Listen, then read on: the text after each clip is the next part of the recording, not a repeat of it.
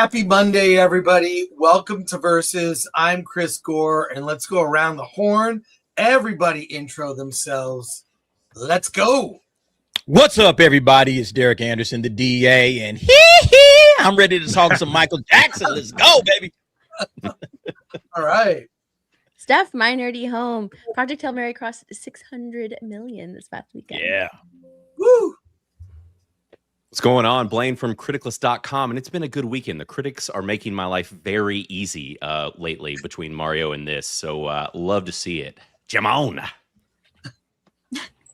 I'm Elaine at Nerd Cookies. Glad to be here with you folks. Angry Badger, I too saw Michael. I love it very much. I would like to talk about that and shine my light on all of you. Alan Film Thread. Oh, and I watched Devil Wears Prada last night. Ooh. For the Because first time? I gotta do research. Yeah. For the first time? Was it your first time? I saw it when it first came out 20 years ago, and now we're getting a sequel 20 years later. So I think Alan and I are both seeing it tonight, or Yeah. we'll talk about it this week. But Anne Hathaway is pretty hot 20 years after that movie as well. There you go. And just want to say thank you to Andrew Cram, gifted 5 Film Threat memberships, and Rick 1662. Thank you for all your great work. We'll appreciate you. Let's get right into it. Since it's a Monday and we're coming in hot, the box office. How did one of the worst reviewed movies of the year, Michael, how did it do at the box office, Alan? Let us know. Yeah, well, Michael did actually pretty good. Domestically, it came in just under $100 million. But if you look at the total box office, it's at $218 million. Wow. So not bad for Lionsgate. Wow. And what then, else? what? What else? What else going down to the top? Yes, 10? number 2 is Super Mario Galaxy, because I guess parents would rather take their kids to see that than Michael. I don't know why. Followed by Project Hail Mary, still holding on strong after 38 weeks. The Mummy at 4th, The Drama 5, Hoppers, because still kids. Yumi and Tuscany, the little rom-com that could. Over Your Dead Body, could not stand that movie. Mother Mary, American Youngblood. And if you go down to number 13, I saw both I Swear and Desert Warrior this weekend. So you can add $20 to those $600,000 and $400,000 totals. Yeah. Well, what do we make of the box office here? Michael, that's a big debut. Probably, is that the biggest of the year? I don't think so, no. I think it's second to Mario. I think. Or is it just for biopics? Say biggest for I guess. biopics. It's the biggest biopic for like ever. biopics. Well, That's well, awesome. let's get into it. I think I'm on the right mic now. Yeah, But let's much talk about yeah. Okay. Michael versus movie critics. Alan and I saw Michael. I think we both enjoyed it, gave it a very positive review. I think the critics that did not like it were expecting a different movie. What does everyone here who has seen Michael, what do you guys think? And good to see you, Dante. Hey, Yeah. I loved it. I had a great time. You know what? Here's the thing. I got exactly what I wanted out of that movie. Like everything I wanted, they gave it to me. Right? Was it the strongest story? No. It could have been a little deeper, but here's the thing, and I have to keep reminding people of this. You're talking about a man who dominated 5 decades. Okay, how do you condense that down to 2 hours? Yeah. So I think they did a very good job at what they did as far as how they edited everything. And believe me, I am a hardcore Michael Jackson fan. Everything they left out, I wish they would have like hit on just a little bit, right? Like even just him filming The Wiz. I wish they would have gotten just a little of that, right? Yeah. There's so many things about that I wish they could have covered, but I understood that within 2 hours, you know, you can't cover a man who has like, you know, been in the zeitgeist for like the past 70 years, right? So I thought it was well done. Jafar Jackson was amazing. The Coleman Domingo, you know, was Joe Jackson, killed it, man. And you know, I mean, honestly, for me, more than anything, so the plus side was liking the film. The other plus side was watching critics eat shit. I love everything about this. Mm-hmm. I like you, Dante. I missed the things they left off. I wanted to see the Jackson 5 cartoon from the 70s. Even that, right? I grew up Yeah. watching that. It was so good. Others And I want to see less bubbles in the movie. Yeah. But I'll say this: the Michael movie had the best soundtrack of any movie in the last 5 years. Well, It's Michael Jackson. Yeah, it's Michael Jackson. yeah, It was a straight up party in my. I don't know how it was in your theaters. Yes, it was a it was straight in up mine. party in my theaters. People man. were dancing. Everybody out of the loved theater. it. Oh yeah, At this same. point. Dancing, everybody's just singing along, bobbing in their seats, and it was a amazing experience in the theaters. That was I put this on the same level as Endgame.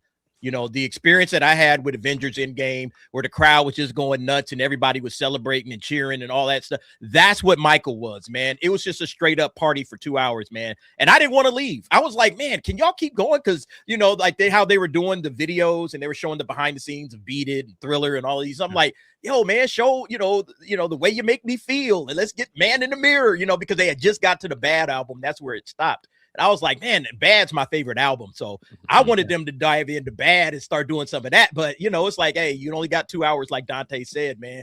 Like, if you tried to do a whole movie on Michael's entire, we'd be there all day. Okay, because Well, I wish so the much end to this credits guy. were an hour longer. actually, yeah. Everybody was dancing. There's so many videos online of just people in the theaters. Nobody left. All right. Nobody left the theater. Everybody's just in the theaters dancing to the credits. It's just like, guys, man.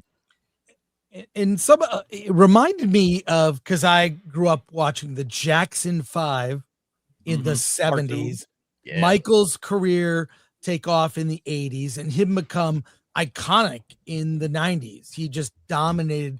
There's no one like this. The only person you can compare Michael to is maybe Elvis, but in many ways he eclipsed Elvis. I mean, he is the king of pop, not a, you know, that's not an exaggeration.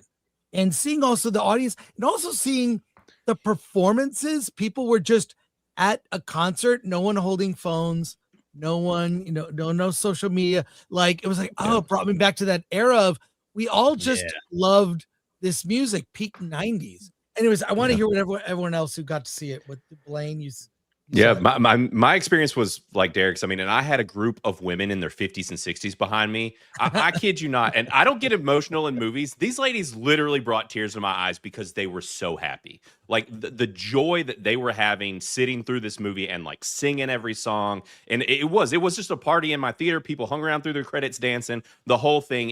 I have not had a theater experience like this pretty much ever. And it was a testament to what they did, like where people are saying that there's like no story there or whatever. I'm like, guys, there is. I mean, yes, this is a biopic though. You run a thin line with that anyways. It's hard to do a good biopic, and with this being able to be for the fans and still have some meat on those bones, I thought they knocked it out of the park, and I had an absolute blast. Like, I could not have had more fun. I got out of the theater and called my mom and was like, go see this movie right now, like, because I forgot what a big part of my childhood Michael Jackson was. And then sitting in this movie, I'm like having flashbacks of, you know, sitting in, or, you know, dancing in front of the TV as a kid, emulating his dance moves and stuff and singing and whatever. And I'm just like, dude, this is wild. And the performances between Jafar and the kid that played young Michael was fantastic.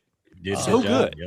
And so, I mean, honestly, on those alone, those two performances and Coleman Domingo, those three performances, I can't see how some of these people aren't throwing it a bigger bone just for that alone, because the performances were fantastic. I had an absolute blast and keep telling everybody to go see it. So I think we all saw the movie with a paying audience. Yeah. That probably made a difference. I mean, Alan and I were not invited to an early screening, and I'm glad. I wouldn't have gone anyways. This is a movie to see with a crowd of fans, a very diverse crowd too, by the way. Yeah, my theater was sold out. It was really good. Jafar Jackson gives a generational performance. I think what they decided really early on, because like Dante said, you could have done 3 fucking movies and still not gotten everything. I think they just tried to go for the spirit of his journey. And honestly, it kind of played like, in a weird way, a superhero underdog movie, in that Joe Jackson is the clear villain. And the entire movie is Michael getting to be Michael and be free of his obligations, perceived or otherwise, to the Jackson 5 and his dad, and stop trying to make everyone but himself happy. Loved the inclusion of Bubbles and all of his animals. That, like, bro, those are his only the fucking animals, and his mom are like the only friends he had. And he even says when he's younger, he's like, oh, they just want to take pictures of me. And also you see him turn into Michael. So by the time he fully puts on the costume and he's Michael, it was just really good. Could have made 1 billion of these movies and I would watch them. Yeah, critics are upset that we didn't have all the horrible, depressing stuff. But this I could thought be it worked. This could be like Michael Mann Begins with the connected universe with Tito and Jackie, Marlon, Janet. I mean, like, you're right. Like, you could make 3 movies and barely touch on everything from such a creative family. But I do love the focus on conflict with the father and then his creative becoming Michael. And a lot of shows don't tell, like, and I think, critics, I guess they wanted it in your face, but they'd set up that scene when he gets the nose job for the first time. And then, like, randomly, like a year later, when they show a scene, he's got a bandage, with the implication being that obviously he's continued to do it, which I saw some people missing that. They're like, oh, bro, they're showing the passage of time very subtly. They don't, not everything is spelled out for you. Yep. I am a little curious as to why Janet Jackson opted. She declined. She What's declined that? to be in it. Yeah, she declined to be in it. Yeah, I'm kind of curious. They why asked she her, declined. and she said no. Yeah, I just probably didn't want to be in the movie for personal reasons. Or Well, I mean, I can understand if they're going to disrespect Michael, but that was not a disrespectful movie. So, like, I'm curious. Oh, I think she's probably mad she didn't have more of a focus in it. You're even with probably Latoya, right. it's like you see her as a kid, and then the only real scene of substance is her with Michael looking at his nose, shopping. Oh, I should do that too. Yeah. And we see what she did. So, like, Joe fucked. That's the other thing that comes across. Joe fucked that whole family up. Oh, yeah. Like, before the Pepsi fire, I didn't realize that, like, the nose job started before any of that. I'm one of the people that always thought the vitiligo was a lie, and he just had the whatever thing. But if that's to be true, man, that started really early on. And if you know about vitiligo, because I have someone has it, like, stress and worry only makes it worse, and that man probably had a lot of stress and worry as depicted. So it really got across like, what a miracle his life was that he was able to find any sort of joy. And the helping kids in the hospital. Again, all that shit started way earlier on than I realized. First Michael Jackson I saw that was moment the when he's Thriller buying, VHS. when he's in the toy store, and he's buying the, and he's signing stuff, and constantly looking for father figures. His security guard, his lawyer, Quincy, all of them. Any male that wasn't fucking Joe Jackson. What a just great performance by Jafar. By the way, really Disney, if you want to bring people to your parks, re-release Captain EO. Yeah. Well, it sounds like the intention was just to entertain, and especially fans of Michael Jackson. Is that why critics don't like it? That it wasn't this dire, depressing, melodramatic. The bigger story, and that is that him detaching himself from Joe, and ultimately finding that and becoming, right after the victory tour, becoming the Michael he wanted to be. That to me is the story of this, and to bring all the other stuff just muddles down that story, and you've got to have one.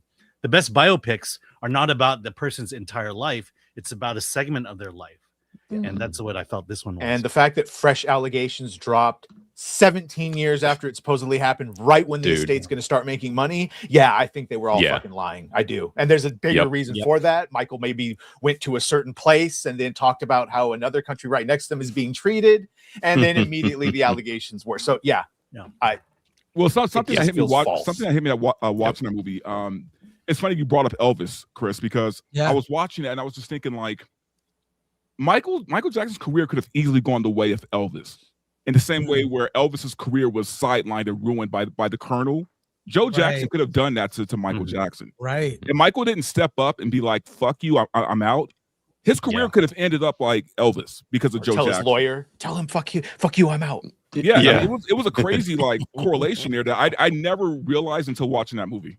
Well, but he died. I mean, ultimately, he died due to a lack of a father figure, or at least a good one.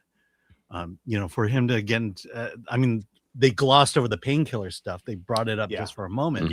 But that's ultimately what did him in, was Right. him not being able to make adult decisions about his pain and about his finances and everything like that.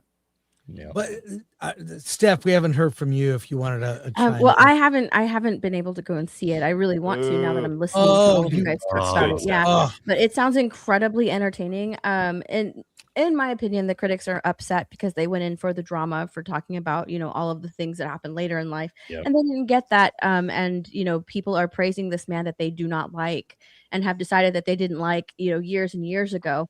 So that's why they're giving it such a low score. But I mean, it sounds incredibly entertaining for everyone who has been affected by Michael throughout their life and has loved his music for so long, despite all of these allegations, which, after like the past few years have probably been proven that all of those allegations were absolutely fake. I'm really excited to go and see it. I wanted to see it last night, but I mean, I streamed for way too late. So I think the problem is that in today's society, we have to either make someone a demon or an angel. Mhm. And for some reason right now, Michael Jackson's a demon.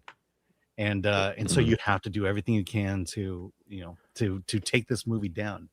And I just get the sense of that when I read other critics, the negative reviews about this movie. Yeah, but you can't deny that discrepancy right there, man. 97 to 38. Yeah, that's ridiculous. That is insane. That's why they're responding, because they know that they're getting called out. I just played Joe Jackson, Coleman Domingo, like he honestly had a Breaking Bad Walter White thing, except the difference is at the end of Breaking Bad, Walter eventually just admits he did it for himself, not his family. And Joe just kept saying it's for him. I was like, no, motherfucker, you didn't want to be in that still mill.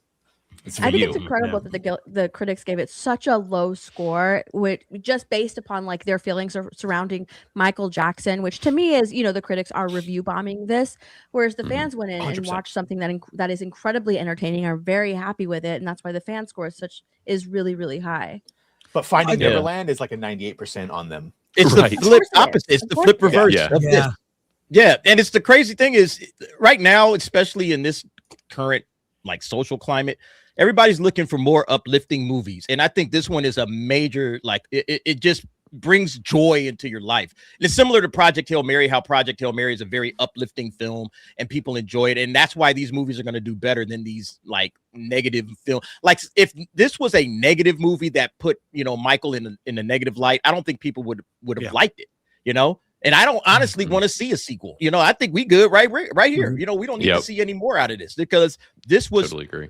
A perfect film for one of the biggest entertainers ever, and it leaves you on a high note. His story continues as it says at the end, and I don't think we need to see more. I'm perfectly fine with this, man.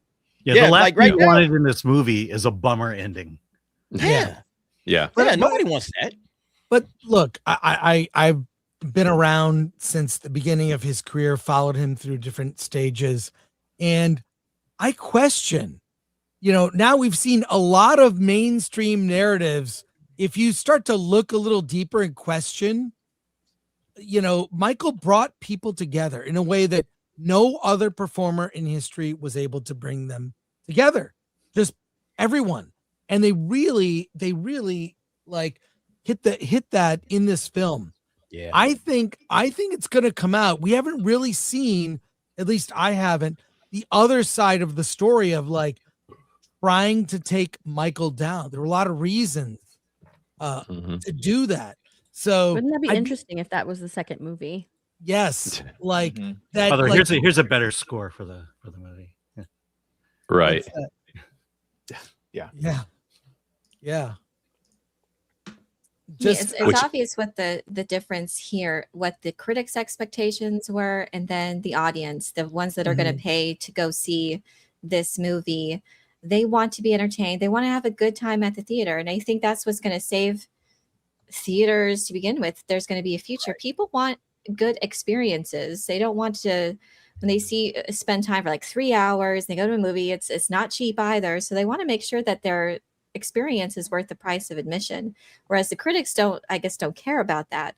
But this is what audiences wanted to see, the cinematic portrayal, which is what the synopsis was, of his life and legacy, and a celebration of that.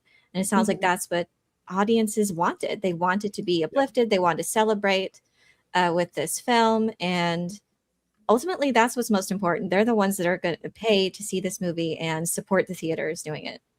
Yeah. And there's no denying that Michael Jackson is like the world's greatest entertainer, and the fact that that's what they focused on is perfect. It's perfect for a movie going audience. Well, we got to see this for a second right here. Someone took a Michael Jackson impersonator to the movie, and I think you all need to see this. This is very fun. I think you're sharing the wrong thing. Oh, there it is. Am I sharing the wrong? Let me hear it. No. Here we go. This is worth it. This is worth it. We all need to see this. Okay, here we go. Shimon, hey, you ready for the movie? Let's go. I get 2 tickets for the movie. Michael Jackson? Yeah, the Michael Jackson movie.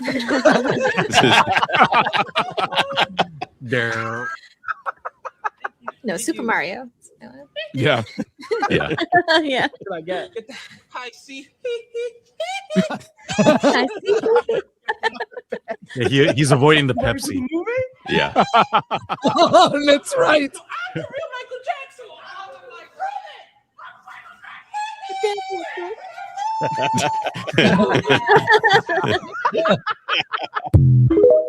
All right. So good. But here's from Puck News, the Michael Jackson movie wants to change your mind. Matthew Baloney, who runs Puck News, is the host. He read the original script before, all the lawyers went over it and changed it. I don't know if we have notes for this. We're able to get them. I know I threw this in last minute. Yeah, but yeah, go ahead, Badger, if you would. The biopic Michael marks a major shift in how Michael Jackson's legacy is being handled, and it becomes the first estate-approved project to directly address the child molestation allegations that shadowed his life. For years, the estate avoided engaging with these accusations, instead focusing on celebrating his music and rebuilding his financial empire through successful projects like This Is It and the Broadway musical MJ. That strategy proved effective, helping grow the estate into a multi-billion-dollar operation despite renewed scrutiny from the 2019 documentary Leaving Neverland. However, this film takes a different approach by confronting the allegations head-on while strongly arguing for Jackson's innocence. According to the script, the film portrays Jackson as the true victim, particularly during the 1993 investigation, emphasizing the trauma he experienced and framing the accusations as attempts at extortion. It focuses heavily on discrediting accusers like the Chandler family while omitting other major allegations, including later criminal cases and the claims featured in Leaving Neverland. The narrative presents Jackson as a deeply damaged, childlike figure shaped by an abusive upbringing whose unusual behavior was misinterpreted and exploited rather than criminal. Notably, the film avoids showing perspectives from accusers and downplays controversial aspects of his relationships with children, resulting in a largely one-sided portrayal. This aggressive defense of Jackson is a calculated move by the estate, especially as new legal battles involving accusers Wade Robson and James Safechuck move forward towards trial. With a massive budget and expectations of blockbuster success, the film arrives at a moment when public debate around Jackson could reignite. Critics argue that the movie risks influencing public opinion and even potential jurors by presenting a selective version of events. While the estate maintains confidence that Jackson will ultimately be vindicated, in the end, Michael is positioned not just as a biopic, but as a deliberate attempt to reshape the narrative around one of pop culture's most polarizing figures. Yeah. So all this has been pushed off into a part 2 if it gets made. I think obviously the financial success, there's gonna be a part 2. How do you think they'll handle these accusations? Because they still have to deal with the estate, right? So I mean, as far as I know, the estate still has the yes or no power. So I mean, who's to say? Well, they said yes originally, but the problem is that in their settlement with the 1993 one, it was said that they can't do anything with it. So if they cover allegations, it has to be everyone but that original one that forced them to reshoot the third part. Because there's footage of Jafar as like fully Michael Jackson, like white Michael Jackson in Neverland Ranch. Right. So that I would presume they'd have to rework all of that and find a way to include the allegations without that specific one, and then probably do it the way they did it originally from it's his biopic. It should be from his point of view. Yeah. Right. What do you guys I just think ultimately, man, like regardless of any of this stuff, man, the people have spoken and the critics are pissed. Because at this point, I'm not saying we don't need film critics, because according to John Roca, critics are vital to the film industry. So many meltdowns. But no, I mean, but this divide for me is showing more and more that I think studios need to stop with the access. They need to stop with trying to appease the critics. Go back to pleasing the audience, and they'll have a $2 billion film, or whatever. I mean, they'll have a money-making film. But didn't we see that with CinemaCon? Not to interrupt, didn't CinemaCon invite like a bunch of influencers instead of the critics? I heard that now the influencers have more influence over audiences than these movie critics, because nobody trusts the movie critics. Movie critics give Michael a 38. So it's like, oh, this 38, I don't trust you guys. I went to the movies and I had a great time. So what are these critics talking about? And now the critics are getting ignored. And I think, because, there was a thread that went crazy viral about the critics took a big L this weekend. And they did, because you're exposed now. You're showing yourselves that you're not here to review movies that audiences might rock with. You're here to, do whatever it is you want to do, instead of actually servicing the audience, which is what critics are supposed to do. They're supposed to say, hey, I'm not here with an agenda. I'm not here to do anything but tell you, hey, this movie, this is how I feel this movie is, whether you like it or not. This is my opinion. I think a lot of critics walked into Michael and they had an agenda. They wanted to sully this movie, not based on what the movie had in it, but what the movie didn't have in it. And by doing that, they have completely exposed themselves. And so at this point, I think, like Dante says, what's the point of having critics out here? Right. And that's, I've been shocked at the response on Criticless, because I was still, after the critic response, I was expecting for this, because we've seen this over and over again, that our score tends to be a lot more accurate. It's very easy to end up in a very high or a very low space on Rotten Tomatoes because of how their scale works. With ours, when it's this gray area like this, I figured we'd be in the 70s. We are almost at a 90% by over 100 people. That is insane. To get a score that high on Criticless is not easy to do.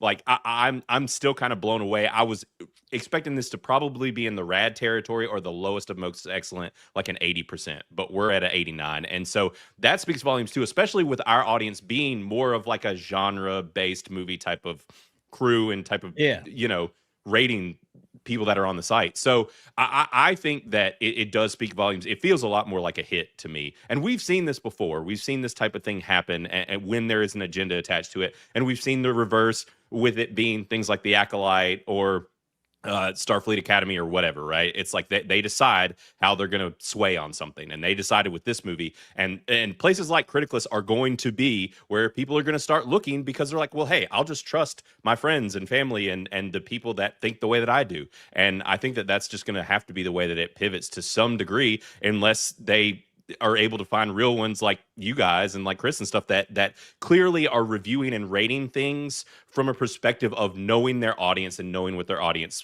expects and is looking for. Well, critics are supposed to go in unbiased and rate the movie based on, the performances and all that. And I think that for years, they've had a biased outlook on things. So they haven't been going in unbiased without an agenda. They've been going in with an agenda this whole time. And I think that that's why people stopped calling them movie critics, and it's sort of leaned into the access media. That's basically what they're access media now, no longer movie critics. And that's why so many people have relied on word of mouth, YouTubers, people without an agenda, people that aren't being compensated by movie studios or getting all this free stuff and free access from movie studios to come and hype up and go and watch their films, who want to keep that access to those studios in order to get all of this stuff. So it's been shifting for a really, really long time. And I think like this movie has sort of opened even more people's eyes, honestly, because I think that like a lot of people have grown to like not trust critics already, which is why a lot of times movies rely on word of mouth in order to get things going, in order to get more people going and watching them weekend after weekend. But so like sites like Criticless are going to be growing. You know, people just don't trust. And I think that this movie has opened more people's eyes with that huge divide of critics coming in and being like, this movie ain't shit. It's horrible. I don't like it. And then the audiences going in and enjoying this movie and having fun with it because you know what? It's entertaining. It's a movie about the greatest entertainer of all time. And the movie is entertaining, which it should be. Yeah. Right. You don't tell your friends and family. Do what? IGN gave it a 3. Oh, like yeah, which is wild. We're so beyond like plausible deniability. That's the insane. divide and obvious bias is so fucking there. Yeah, they gave She-Hulk an 8. Right, exactly. And the byline under the article is like, or the review is like, yes, this movie is that bad or something. Like, it's just like, get out of here. And that's the thing, though, too, is these crowd pleasers like this. Like, this is the type of movie you tell your friends and family to go see. Like, if it was this miserable slog that's a hit piece on Michael, you're not going to tell anybody to go see that. You're like, I didn't have fun. This isn't a good time in the theater. Yeah, I hope that studios take the lessons of what the box office is showing, what the paying customer wants. And what we're seeing with Project Hail Mary, we're seeing, which has a lot of beats that are reminiscent of what Star Trek used to be. So that there is still a market out there for stories, optimistic, hard sci-fi that are not being serviced by Star Trek. So I hope that there are people that are paying attention to not what the critic score is, but what the paying customer is showing their support for, of stories that they want to see, of experiences that they're willing to, you know, pay up at the theater themselves. Like this is what they should take away from it. The actual like dollars being spent, not so much what the critics' expectations. I don't know what they were, but this was not the format for what they were wanting to see, I guess, this melodramatic, intimate look into his life. Audiences just want to have a good time at the theater and celebrate his legacy. And that's what they provided. That's what it was. It was a celebration of critics life. wanted like a hit piece on Michael Jackson. That's what they wanted. That's what they wanted this great entertainer painted with a terrible brush and have people being like, oh my gosh, this is Michael Jackson. That's what they wanted to go in and see. This movie was so entertaining. Ryan Kendall saw it in the all-black theater. That's how good it was. There you go. Let's talk about critics for a second. I actually like when a critic, I grew up watching Siskel and Ebert and people like Leonard Maltin. What I loved when a critic would introduce me to a filmmaker or a movie I would not have known about or had seen if I'd not seen their review. And I think critics have lost sight of that. And there clearly is an agenda. And a lot of it is take down heroes, right? And Michael Jackson is a hero to so many people. He's so beloved across the spectrum. I love when in the movie when he said, I don't want to do any interviews. I want to be mysterious. I want to there were just so many things about his creative development. But here's a battle that is forming. And I want to see what you guys think of this. Influencers were brought to CinemaCon, which is now becoming the new San Diego Comic-Con, based on like every panel is a whole age spectacle. But they brought in people from TikTok, other influencers, to be there and cheer and give their positive response. Here, I just happened to see this. Look at this. This is from Leave Herd Alone. Influencers should go ahead and read it, Badger. Sure. Influencers shouldn't be allowed at CinemaCon because they are not held to journalistic ethical standards. Quite frankly, neither should half the journalists who work for a PR funnel press outlet. A lot of publications these days, like Variety and the New York Post, aren't journalistic either. They're just paid for advertising. That's bad. The fact a studio or film or actor can literally buy an influencer and tell them what to say or seed a story that will be published verbatim in Variety is bad. What do y'all It's think true. of that? I completely agree with that. I think on both sides it's messed up, man. I think look, man, we unfortunately in this YouTube space that we're all in, we've all had to deal with the shills, right? So we can't stand that. But then again, Variety is not really a quality magazine either, right? And that seems to be like the Hollywood go-to for some reason. So, and look, if these are your choices, either Variety or the influencers, then they're fucked either way, right? Like I think that at this point, who do you invite then? Well, right. My point. That's what I was saying earlier. You're going to invite the people that can actually move the needle for your movie. Influencers are more influential, I guess, to most people. You know, most people do not follow critics. But they'll follow somebody on TikTok, on IG, on X, or whatever. They'll follow those guys because those guys, you know, they rock with their same sensibilities. Oh, he thinks like I think. You know, oh, I like his videos. They're funny. They're interested. And so you bring that person to CinemaCon, and you have them give this, you know, speech. Oh man, I love the presentation for, you know, the Mando and Grogu movie or DC or whatever. And now all of a sudden that builds some hype and momentum for the film that wasn't there before. But the problem is the influencers that they're inviting aren't people like us. They're shields. Right. Right. Right. Yeah, we wouldn't go. Look, we wouldn't do that. We wouldn't go and you know, we're going to go and give our real opinions. You know, right. And that's why we won't get invited.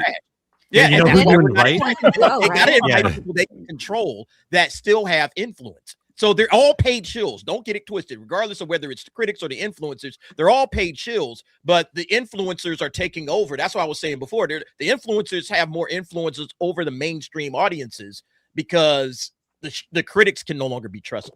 Well, you know here's who you invite. You invite theater owners to CinemaCon, because that's what this whole convention is for. It's for theater owners to plus up their theaters and to get excited about what the studios have to offer. And I feel like that if they're going to be inviting influencers, you're going to lose the whole point of the convention itself. And it will become a San Diego Comic-Con rather than what it really is. And that's for theater owners. Well, but anyone can buy a ticket, right? To go. Yeah. $1,400 though. Yeah. Well, I mean, and I don't think that they should exclude anyone, because I think everyone should go, and we'll have that. There'll be obviously there'll be the shills, and I think we'll know who's who, and then the ones that will be more honest, especially if they're paying their own way. And I think I think they'll know to distinguish who's who in that. But Disney's paying for these guys. Is that the case? Disney paid for these people to show up, gave them the hotel rooms and the tickets and all that. So yeah, that's different. So then they become like inauthentic, right? I think like influencers grow because of the authenticity, and people just like attach themselves to an influencer because, you know, they like them, they're real, they're just like you, right? Like they're just an everyday person. But when they start like getting invited and start getting paid, then they're like paid influencers. The attitude completely changes, and you start losing the trust in your audience. Especially if you stop being authentic and are just like loving everything. And right now that's happening on TikTok, where a lot of influencers are just completely losing their audiences because of that inauthenticity and the distrust with their audience. Once that's gone, that's gone. And yeah, Coachella influencers are the worst. Like I've been seeing the fall of influencers. I don't get see like this. Get ready with us for Coachella Day 3. And to be extra productive, so we went on Facebook Marketplace and got a few extra passes. You guys, we are physically exhausted. No one talks about like the physical strain you go through. And like the toll on your body. Is that a douche? Going in with the Elf Tart Semen Spray. Other thing that's been really getting on my nerves is people are complaining about the food prices, but we don't have to pay for food because we're here on a brand trip. Literally, it's like, stop complaining. It's like, are you gonna whine and cry about it? Or are you gonna enjoy the festival? Turns out my Camp Poosh badge wasn't even real. If you're buying a ticket from someone else because you guys don't have tickets like we do, don't get scammed, you guys. Be careful. Because I bought this one online and I went up and tapped the thing. It wasn't working, and they literally just said it was an Arby's coupon. Like, it's just for beef. Sitting in the artist section watching Justin Bieber, and someone ripped my hair out. I'm just exhausted from posting so much for the brand. Like, I had to post on my story. What is happening right now? That is all of TikTok. And like, you guys, Coachella. they're on the photo. They're like asking you to tag them. Yeah. What are they giving? Oh my God, there's more. Yeah. I have more here. This is today because I have to clean my house. Guys, I'm literally shaking right now because I'm gonna try this drink. The fact it's cold is making me nervous. Oh, I'm literally shaking. Okay. Did it just blow up? Hey guys, today I'm gonna be taking the cookies out of the oven. Oh my gosh, it's in it. Oh my gosh, the cookies are baked. Yes.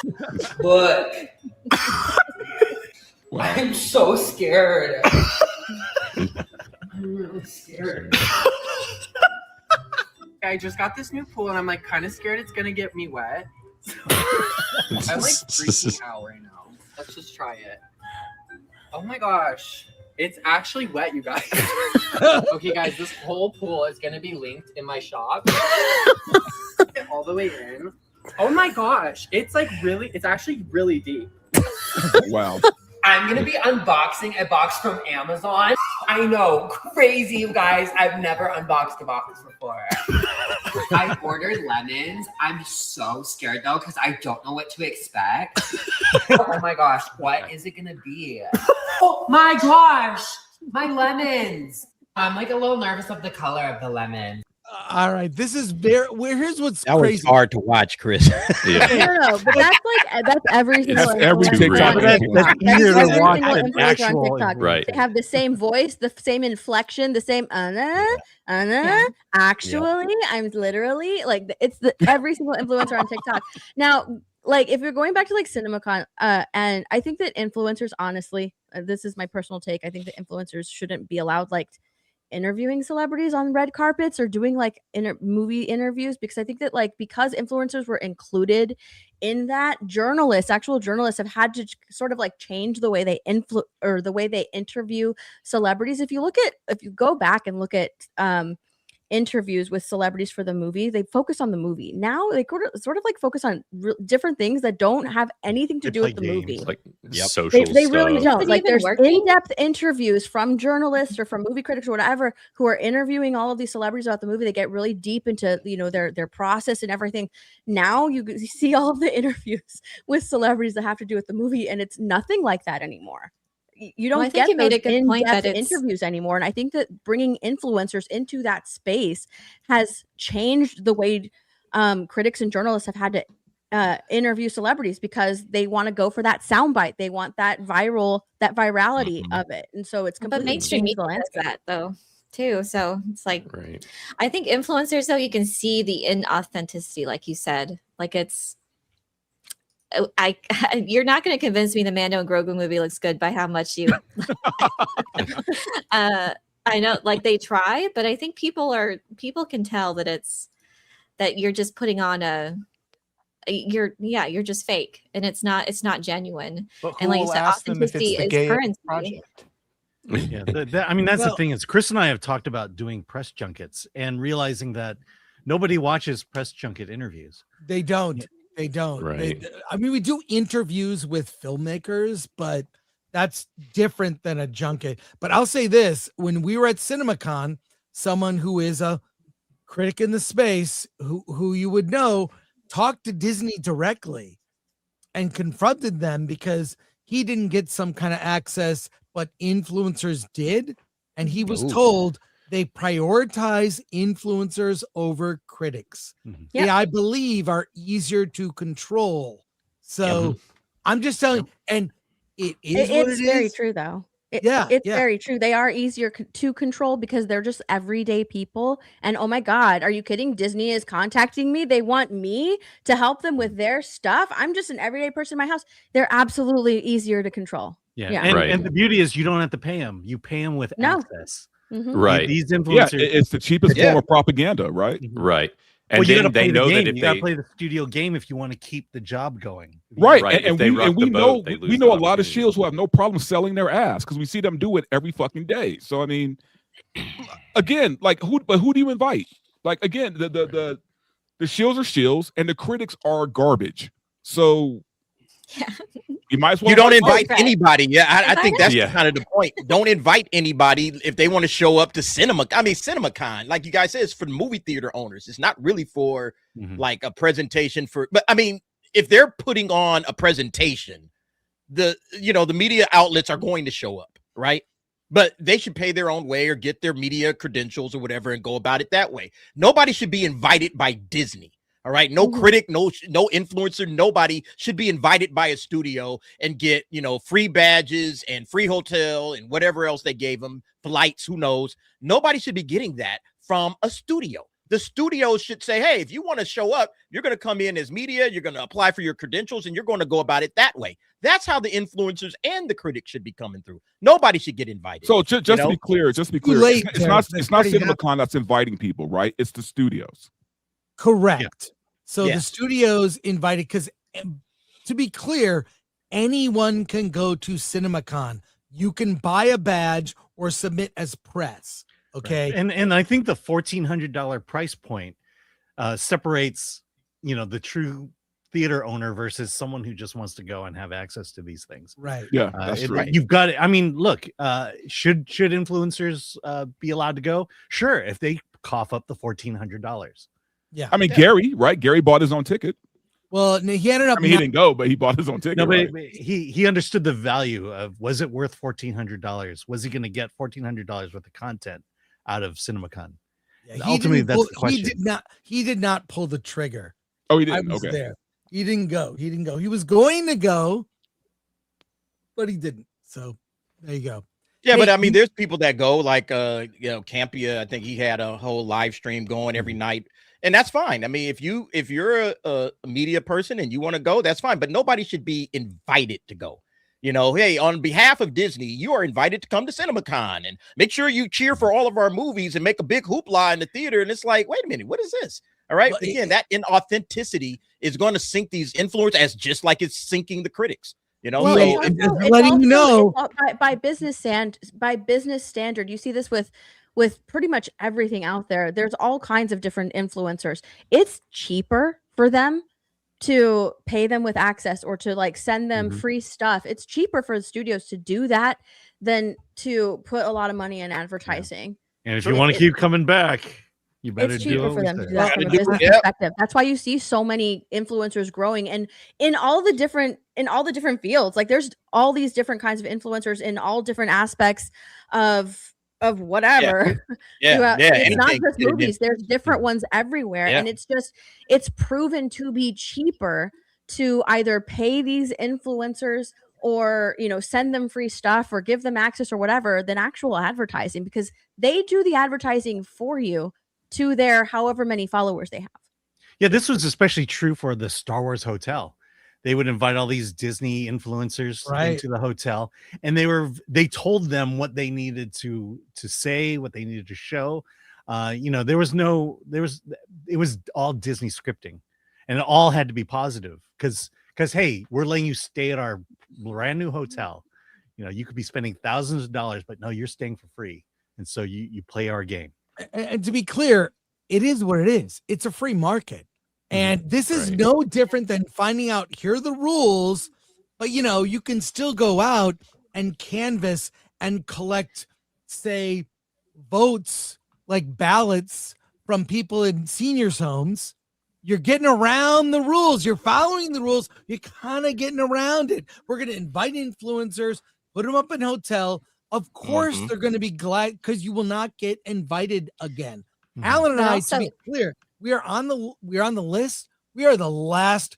We will see Mandalorian and Grogu about 2 days before it opens, and that's it.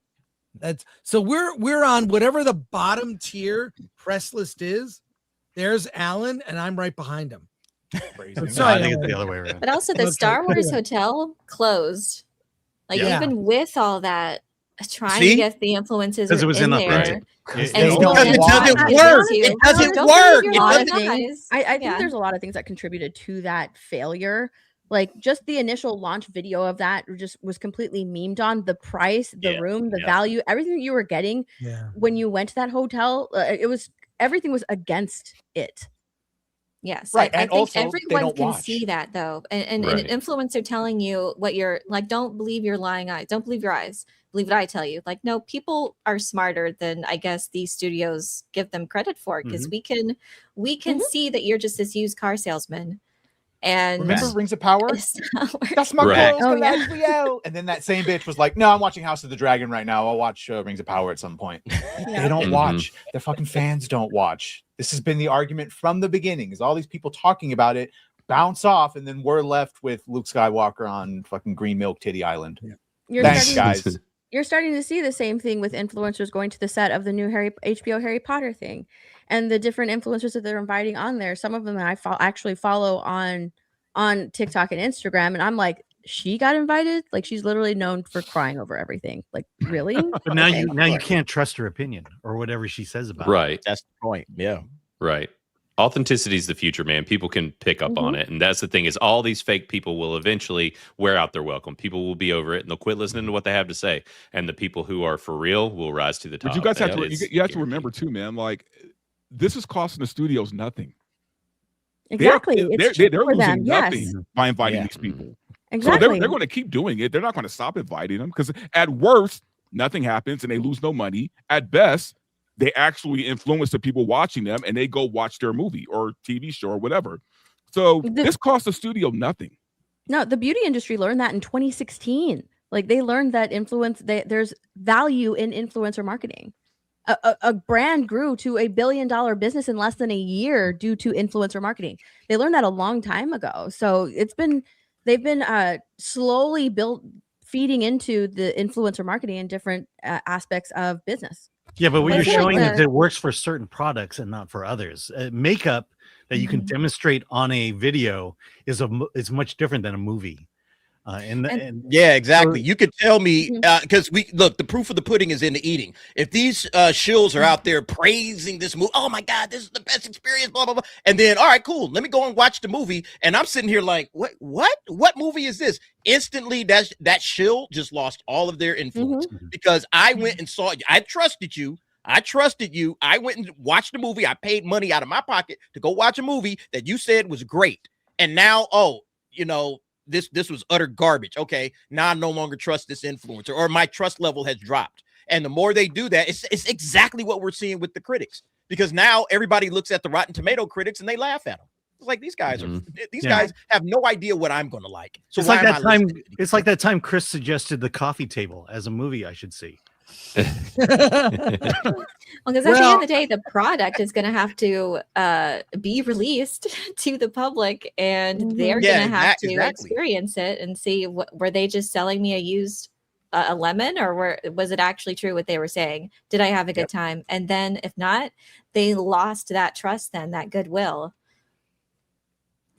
Let's go to Soups, and we'll start from the top. And if you could go down on that, if you could go down on that, down the row, don't pay me that much. I'll be right back, Alan.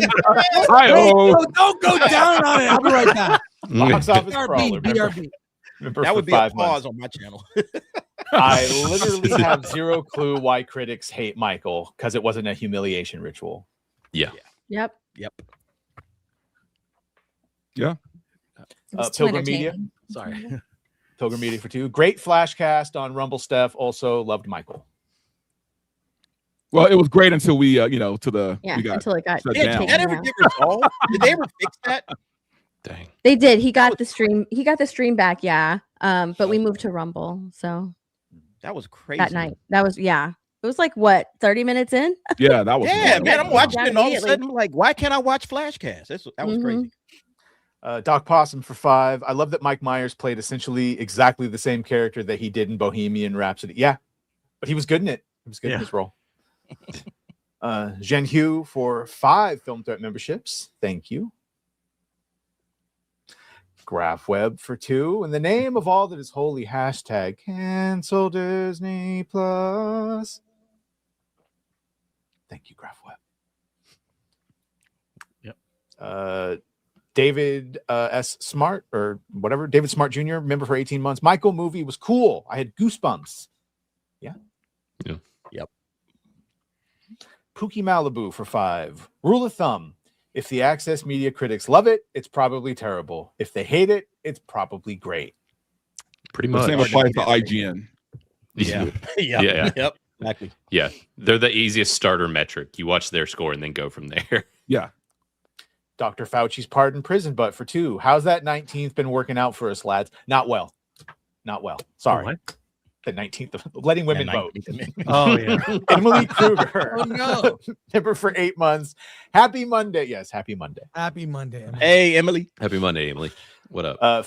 Pharaoh of Vibes for $4.99. Love the MJ movie. It was entertaining movie. It was an entertaining movie, well shot, well acted, with the best music ever created. Critics wanted another hit piece. Yeah, exactly. I mean, I think Jafar Jackson should get some kind of award. Oh, I agree. 100%. For Coleman Domingo. Absolutely. Yeah. Where does Jafar go after this? Does he drop an album? Does he act again? He goes to Broadway. That's where he goes. Right. Man.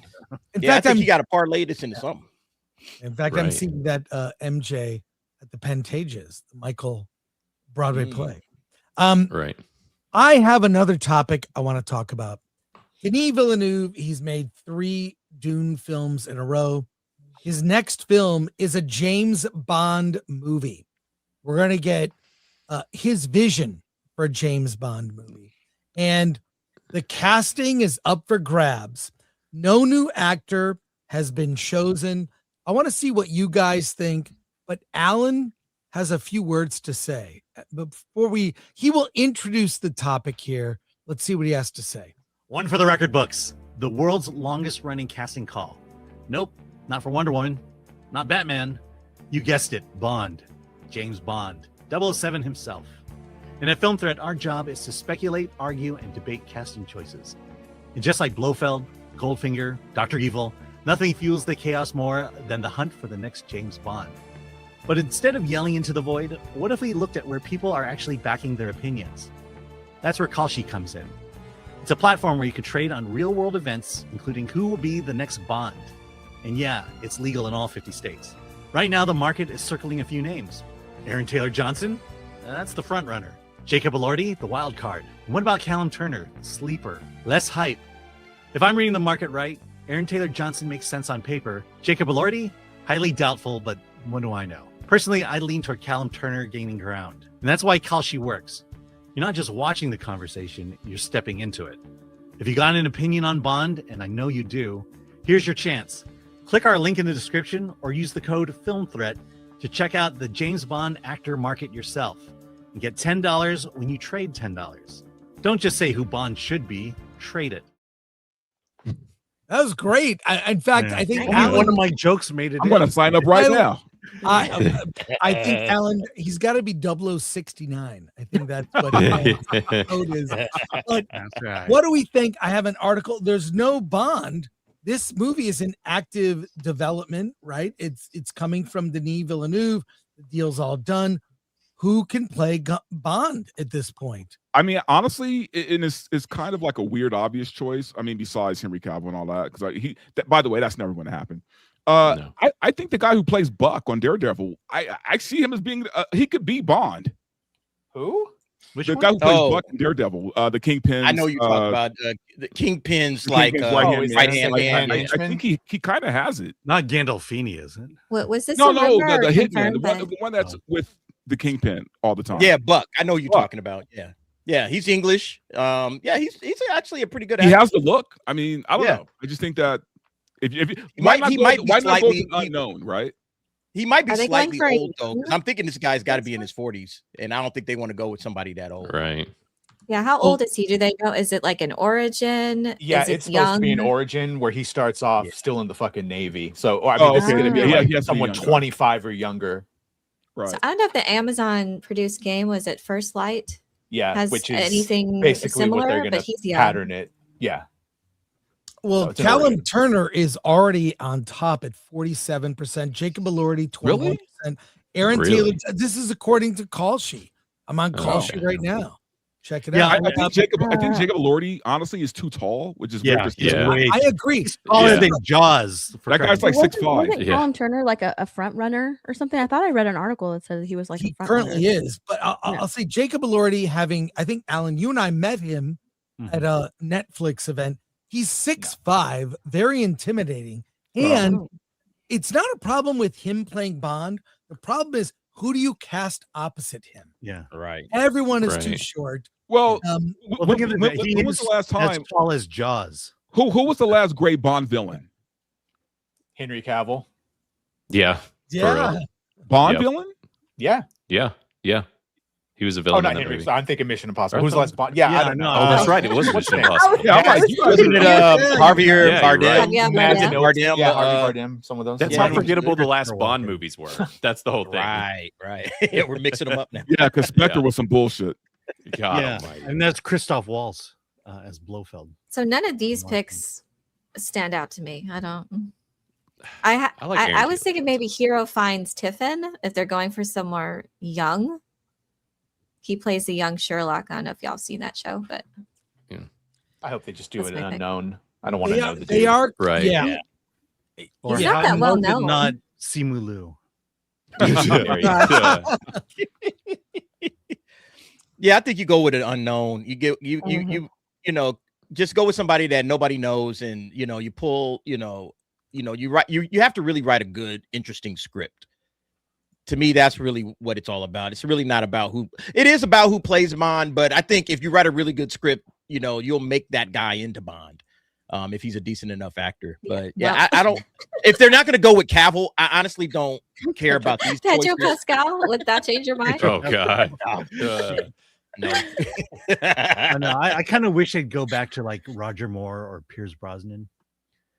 Just that suave, sophisticated ladies man. Yeah, I like, would what kind of love an Bond do older you James want? Doesn't say Bond. that he would come back for a Bond. Do you want that Yeah, Sean I really Connery don't. Bond? Do you want that like Roger Moore was more like comedic? Like what kind of Bond do we look? I don't think we're getting the classic Bond anymore. Yeah, Which is what we need. Man, people that's would what we- show up for that. Yep. Yeah, I mean, we I'll- shall see. We've had discussions of can you even make Bond in the modern times? Not in You know, 2026. Not until you'd have to make it like Hey. Miami Vice is doing 85 because they know that movie works in 85. It doesn't work now. I mean, I think you Right. can. There's nothing stopping you from making Bond a classic Bond, right? Mhm. Only do you have the will? Do you have the will to want to do it? And, And I think that's where it comes I down would- to. and to I put would up with love it any to be a criticism period that's going piece. to come your way. What's that? The modern day is boring. I want to see Bond in the 60s. I want to Yeah, see. I I want it to be agree. a period piece. Cold War Bond. Yeah. Like the tech, the technology, I think would be way more interesting. Yep. Yeah, I want jetpacks. I want jetpacks for my Bond. Yeah. Hey, Yeah. House of the Dragon season 3 is coming. We do have a trailer. I have not seen it. Has anyone Neither. else seen it? No. Nope. Nope. I like it. I want to see where it's going. Let's take a look right here. Let me cue it up for us all to see. I mean, after Night of the Seven Kingdoms, loved that, loved it. It Dude. was so perfect. I want to see what they do with this. Ready? Let me get the volume up. Let's go. I like. Can't wait. We're Man, finally it's gonna right around get the it. corner. Yeah, Right. we'll finally get those dragon battles. How many more Right. seasons are they There's trying to shoot? 4 seasons total, so there's Okay. one more season coming. Yeah, they blew. Speaking of, they blue balled us. We were supposed to get that huge Yes. battle at the end, and they took it Yeah. out Yes. to put. So it better be spectacular because they've really edged us. Yeah. They've made us wait for Yeah. this for quite some time. No, I mean it's true. I mean It is very true. It is. And also, we did just get a really kind of heartwarming, genuine thing with Duncan Egg. This is not going to be that. This is No. going to be No. everyone Not at dies all. horribly. I don't know. I hope it's good. I Yeah. really like kind of. I mean, I don't know the plan, but I from what I've seen, I like where this is all going. Right. I think there's a lot of stories to be told in Westeros and that whole world, and I think if they just do it right, like honestly, Night of Seven Kingdoms might be my favorite thing. Man, probably like from the past couple of years. I loved it more than I've even let on. Like I love that show. I want more of that. I want more like little stories that we could just get like year to year. We don't honestly after House of the Dragon, we don't need any more big, dragon wars or anything like that. Have you heard about the Aegon movie they're doing? Well, We I are was gonna again. say- Yeah. Well, I'm just Yeah. I'm just saying I feel like they could move on a little bit because there's Right. more story to be told in that world, and I wish we would just get that. All right. Looks fire. Yeah, it looks fire. It looks good. Hey, I don't know why I'm showing this to you, but I'm tickled whenever I see these very creative like uses of let's be honest, AI. Hey, don't be ashamed of it, man. Say it. Yeah, I know. You've got to see this. I have no problem saying it. I love AI.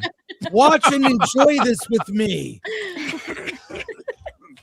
I have items to pawn. All right, let's see what you got.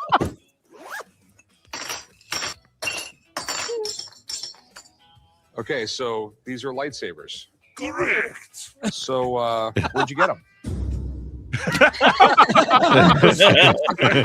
Estate sale. The previous owners no longer needed them.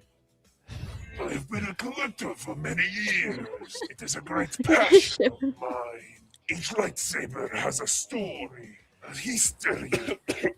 There is a certain thrill to the acquisition. It is rewarding. Right. So this is a pretty big collection. What has you looking to sell them?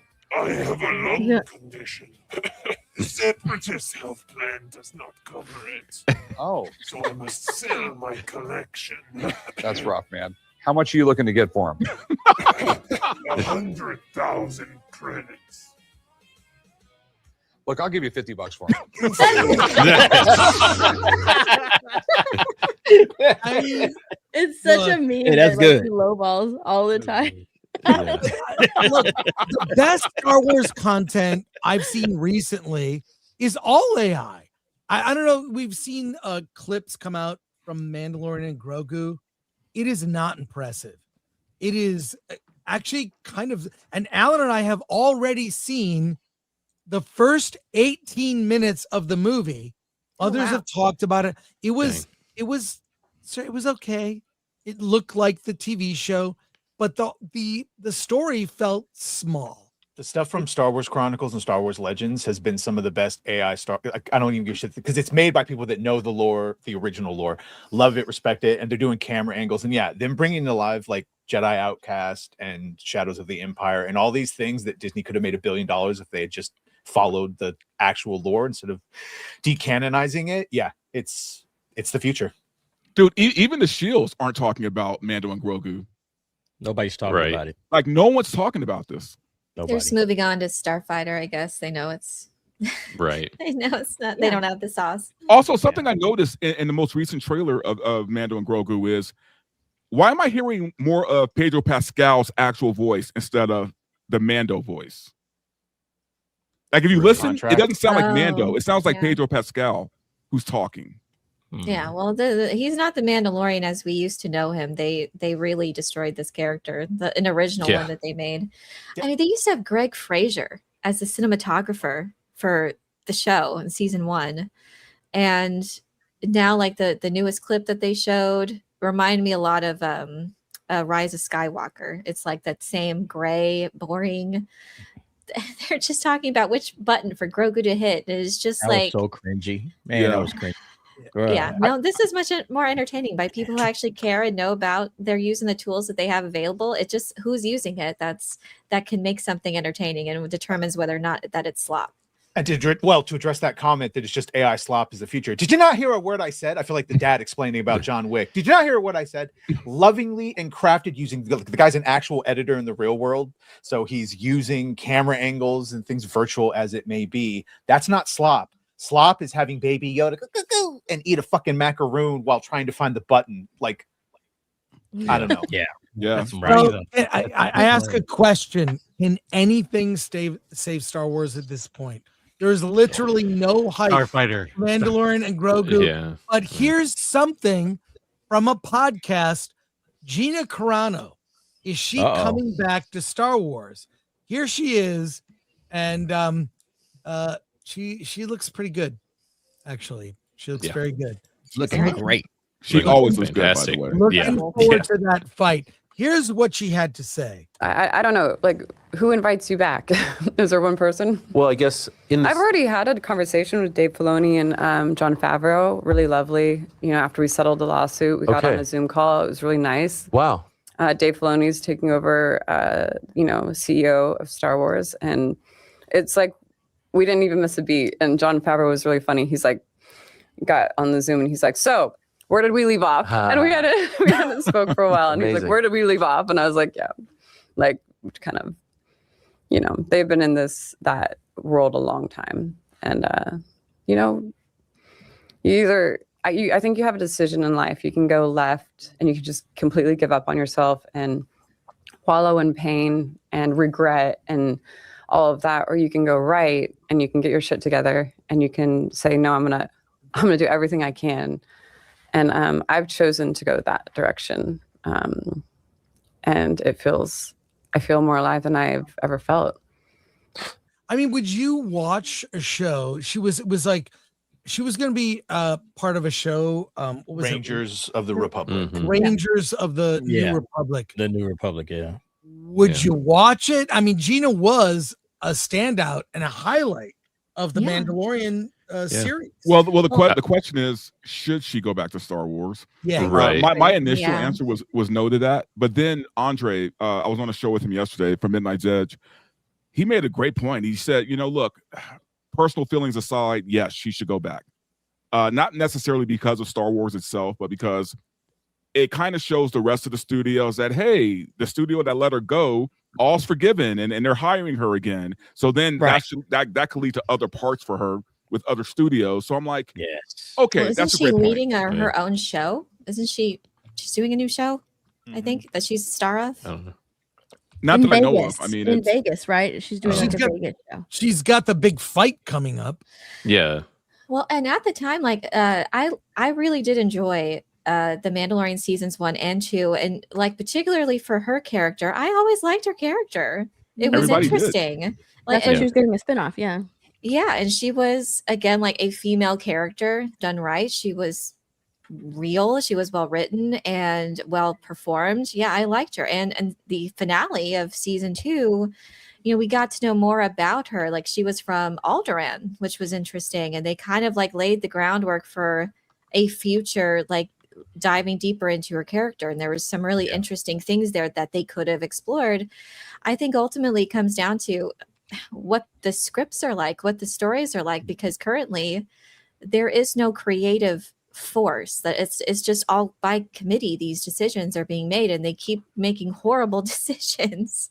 So unless the creativity part of Star Wars is back on track and they're trying to make good stories, then yeah, I think that should be open, and I look forward to seeing it. But I don't know. I think she, like any of us, would be hesitant about what a future Star Wars project will look like.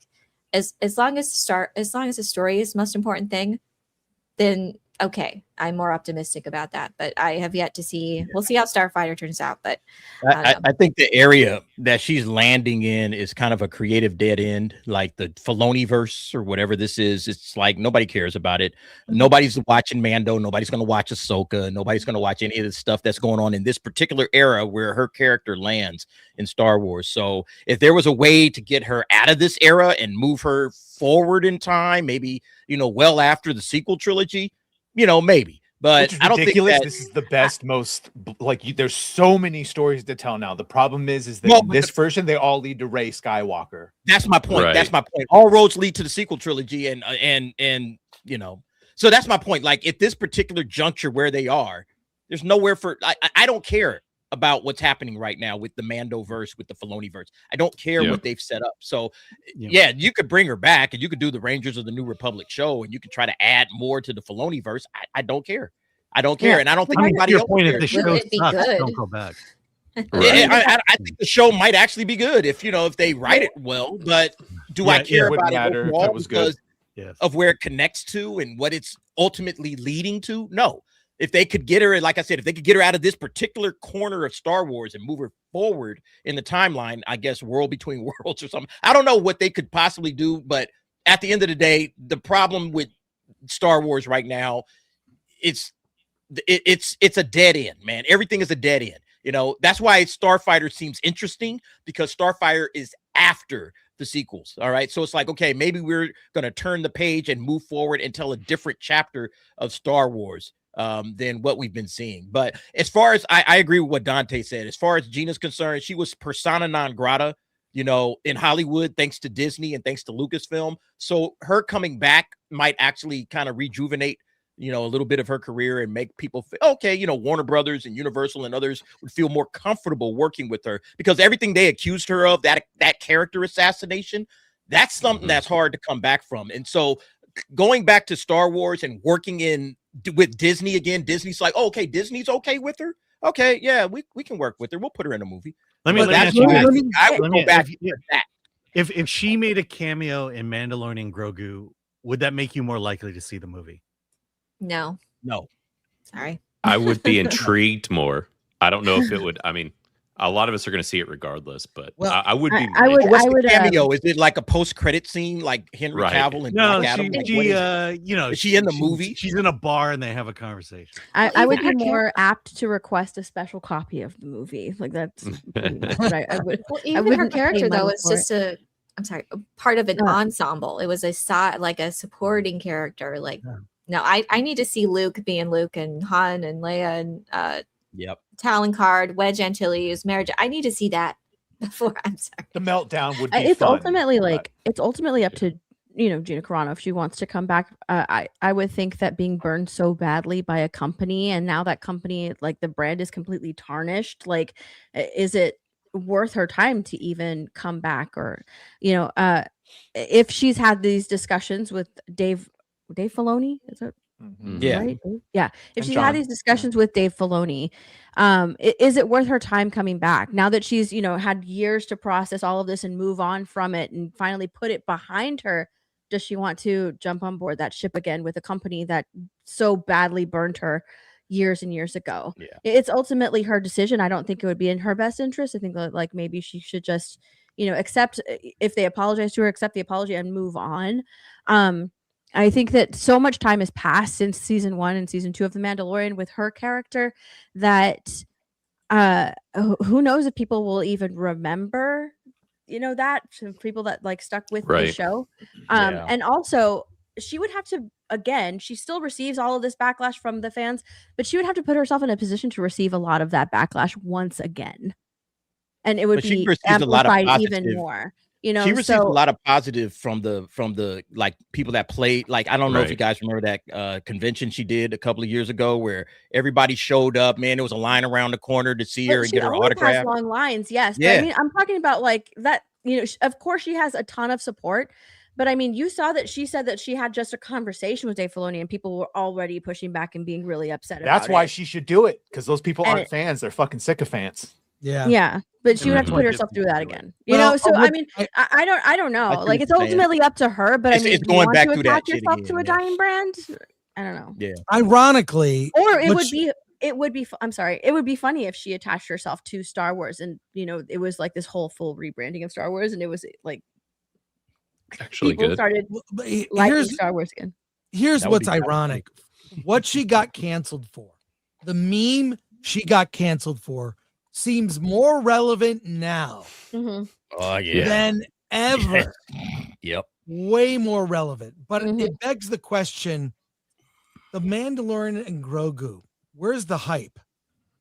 I'm not really feeling the hype on this. Dude, and their biggest mistake, they've lost the young audience too. That's the thing, man. It's like when George Lucas used to talk about Star Wars, he's talking about it being about the kids and stuff, right? Like it's also for them. And that's the thing, is I think the kids even picked up on the fact that they were being pandered to with the Grogu stuff and whatever. Like, I asked my kids when we saw the poster in the theater, I was like, do y'all care? Do y'all want to see it? And they were both just like, no. Well, here's the deal. I am seeing in my feed a ton of influencer videos, like visiting the set, talking to it's kind of crazy the amount of stuff that we've seen. Here's a quick, I guess I can play some of this. Here we go. The seat moves and everything. This is first class. Wow. Well, welcome to the set of The Mandalorian and Grogu. I can't believe we're here. This is so cool. This is gonna be a good video. Well, hello. Here's a proper hello. From the Brandon Davis just showing you. And there are Oh God. That's there George are Lucas' son, right? Lucas' That's George Lucas' son, right? Is that there are a ton of these on my feed. It's like Daniel a ton Stern. of like visiting the set, going, but literally, I'm not feeling any momentum. And 1 week from today is May the 4th, the corporate holidays celebrating Star Wars. And there is a screening for which I have tickets to go see a special presentation of The Mandalorian and Grogu. Did anyone else get tickets or? No, they're all Nope. sold out when I got to it. Okay. Well, I'm asking where's the hype? Because literally I could show you 10 more videos that are like this that just popped up in my feed of I've never heard of Brandon Davis, but it looks like a well-produced show. I have, yeah. I have it. So, There's but no hype where's the whatsoever. hype? The I hype gotta is ask. back in 2000 with season 2. All right, that's where it's 6 years ago. Nobody cares Yeah, about the for real. Mandalorian anymore. They destroyed the last season with Jack Black and Lizzo, and people are it's a joke at this point. It's a joke. Grogu's not a character. He's a plushie. He's he's merchandise. So you have a title character in your movie, and he's nothing but merch. That's it. There's no character there. He doesn't even talk. All right. He's a boring nothing burger, and they're trying to push this out there. I don't know why they decided to make this movie. They should have just made season 4. They would have and try to rehabilitate the Mandalorian brand before going out into the theaters, because nobody's buying tickets. Nobody cares about this movie. It's gonna die. This is one of the biggest flops, in my opinion, for the summer coming up. I mean, this movie rests on the shoulders of that stupid puppet, and it's really it bugs the hell out of me that they're going on tour with that goddamn puppet, and they're like doing interviews with him, and it's completely different than like Ryan Gosling with Rocky, right? Because he has a voice, like Rocky speaks. He's doing those little reels and TikToks with Rocky and recreating like his posters and stuff. But it's based on this friendship between these two, right? One's an alien, the other one's a human, right? It's based on a friendship, and people fell in love with that. And this alien speaks. He's a brave alien, but this one isn't. He's a baby. He just makes like little noises. What is there to latch onto other than, oh, how cute? And that's only if you find him cute. And it really bugs me that like they're bringing him to all these press junkets, like that thing in Mexico where Pedro Pascal like cried. Did you see that? And they're like, oh, Grogu, are you excited to be here too? What do you think? And he's just like raising his little arms. Like it's really bugging me that they're bringing this little puppet to all of these press junkets. Well, because he's not a character. He's just a merchandise. He's not a That's character. it. He's literally there to sell toys. It was starting to bug me that Rocky was being compared to Grogu, because I'm like, y'all don't understand. Rocky is an actual like a fully fleshed out, multi-layered character, an engineer. He is smart. He's intelligent. He's over 100 years old, or hundreds of years old. And yeah, so when I started to hear that comparison, and then to see the audience reaction and their genuine love of the relationship between Rocky and Rylan, I feel like was just a scathing rebuke of what they're trying to do or force with the Mando and Grogu now, because there was some genuine like emotional beats that they used to have when they were focused on storytelling, but then after season 2, and then they're like, well, we have to use Grogu. Grogu can't go with Luke because every one of his students dies. So we can't have him. So they had to reunite him as soon as possible in another show. And it just all went downhill because they're making choices not based on what was best for the characters and their journeys, but just purely from a soulless corporate sense. And that is all that they've treated this character since. And everyone can sense that this is just a toy. He's being exploited for merchandising sales. Well, let's see the merchandising speak for itself here. This is a very short behind the scenes from IMAX. Let's watch this right now. Here we go.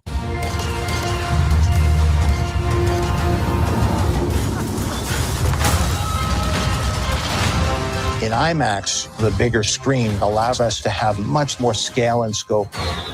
There's tremendous power in an image that fills your entire field of view, and sound that you feel and don't just hear. So we really took full advantage of that with big practical sets and took it to the next level. in IMAX. This movie is a ride full of characters and worlds that puts you into the most incredible movie experience. Check your armor. If you're going to go to another world far, far away, you have to experience it in the theater. That's the fun of it. That's the joy of it. Strap in. What if Yes, it's Infinity Vision? Infinity Vision, yeah. Wow, the Darth Maul show is good. No one gives a shit, so it won't matter if it's good. People still aren't gonna. Here's the issue: with IMAX they've got the same problem, just maybe to a lesser degree, but it's the same problem that DCU has, where instead of doing projects that would make the health of your universe and building it properly, you're just doing whatever James Gunn wants. In this case, it's Dave Filoni, which is why you've got characters from Rebels and Clone Wars. There's a bunch of Easter eggs, but only if you watch Filoni stuff. It's a reason we're getting Ahsoka season 2. It's a reason the next big movie after Starfighter is supposed to be his Thrawn movie. That's not with Luke and anything of Heir to the Empire, but Ahsoka, and a wrap up to all of his stuff. So you're just getting what Dave wants. Well, question, I don't know if the movie will be good or not. But you know what's good? A delicious Whopper. And we already have the Bounty Bundle coming on May 4th for celebrating the Mandalorian and Grogu. You can get like a Burger King hat that is Mando, a Whopper, garlic sauce. Burger King sucks. Cookie shake. Look at that, man. Don't want to eat Grogu blue- shake. That Grogu sounds disgusting. blue- Right. Are you guys going in for this? Even What the if crap you is bounty sauce? What is that? I don't know. There's Cream of toys. bounty You hunter. don't what? want to know.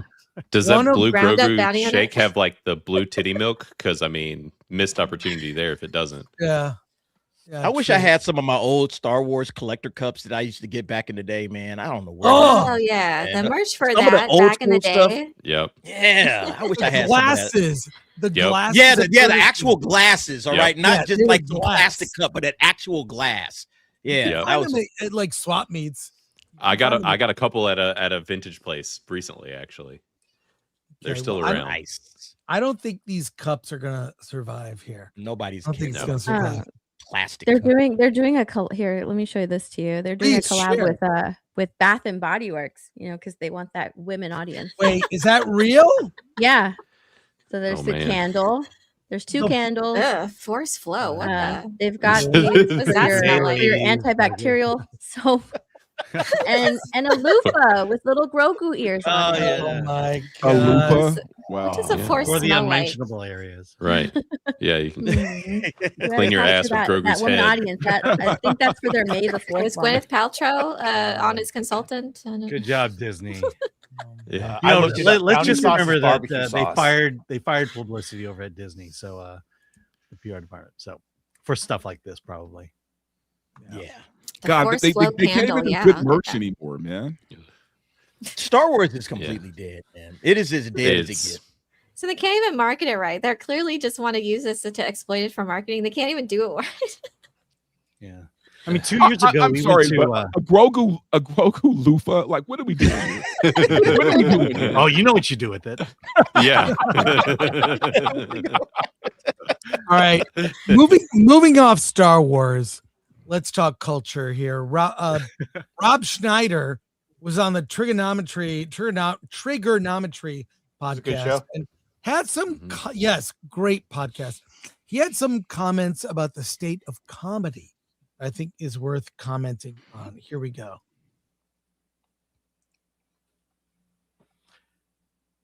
Yeah, you got to bring it on screen. Chris, I know you're enjoying it right now, but the rest of it. And people can feel it either way they Should I want. start that over? I'm not gonna- Start that over. Yeah, you might need to start it over.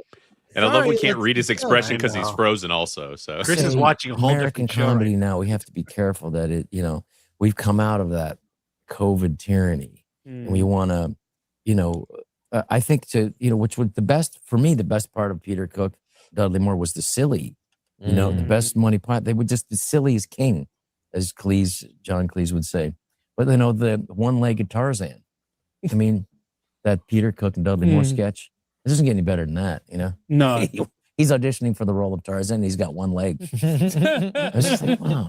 It's just, it shook everything up. So you're saying now you fear there's a lot of seriousness creeping into comedy and kind of people are, going very heavy on their opinions. I think so. And I think the audience is, I have to be careful of that too, because I'm a conservative. Well, I mean, I'm a 90s liberal, which makes me a right-wing fascist. There we go. Now, right? There we go. God forbid we stick to those, free speech and, women's rights and things like that crazy stuff.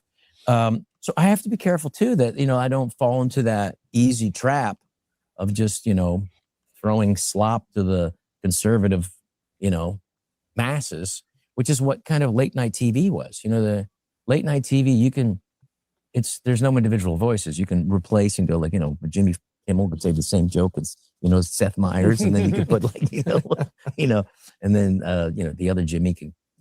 So it doesn't. The other Jimmy. So you can have. It's the same thing. It's like, where's the point? Is there any individual voices? Right. And it's too easy. You never heard Norm Macdonald, saying during the pandemic, easy. You make a joke about Trump, they'll just applaud. You can do that. Where's the where's the danger there? And I do think it's definitely more fun. But it is more dangerous, I mean. What do you think of that comment? I mean, what do you guys think? Well, dangerous. To me, that's comedy. When you're putting yourself out there and you can take a swing because you told a joke. That's the kind of comedy I like. That's the kind of comedy people like. I think we should start punching down again.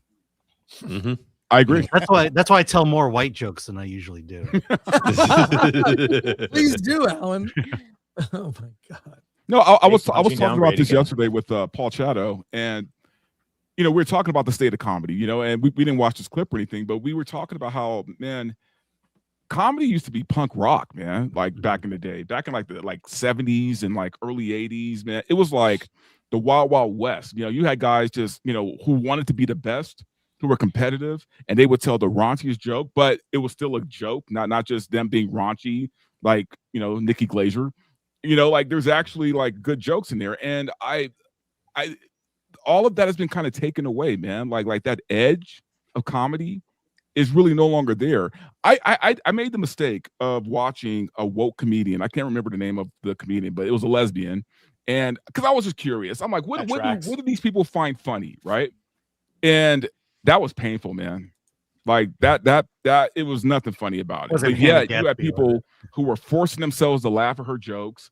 And I'm like, I hate that comedies come to this, right? And then you have the old school comedians who don't want to go back on the road, who don't want to like get back in front of the camera because they've been shooed away. They have been, for lack of a better word, canceled. And they're like, fuck it. I don't need this. I have money. I don't need to go back and do this anymore. So it's comedy's in a weird place right now. That depends on where you go. There's the whole fucking Joe Rogan sphere, Kill Tony, Shane Gillis. They're doing just fine selling out. Dave Chappelle to a certain extent, although he's in a fun little place right now. Yeah, no, there's comedy. It's just not on mainstream. But mainstream isn't mainstream anymore. It's a bunch of fucking losers that still watch that. It doesn't have the same relevance as we just saw with the Michael critics. It's all the same grouping of people. Yeah.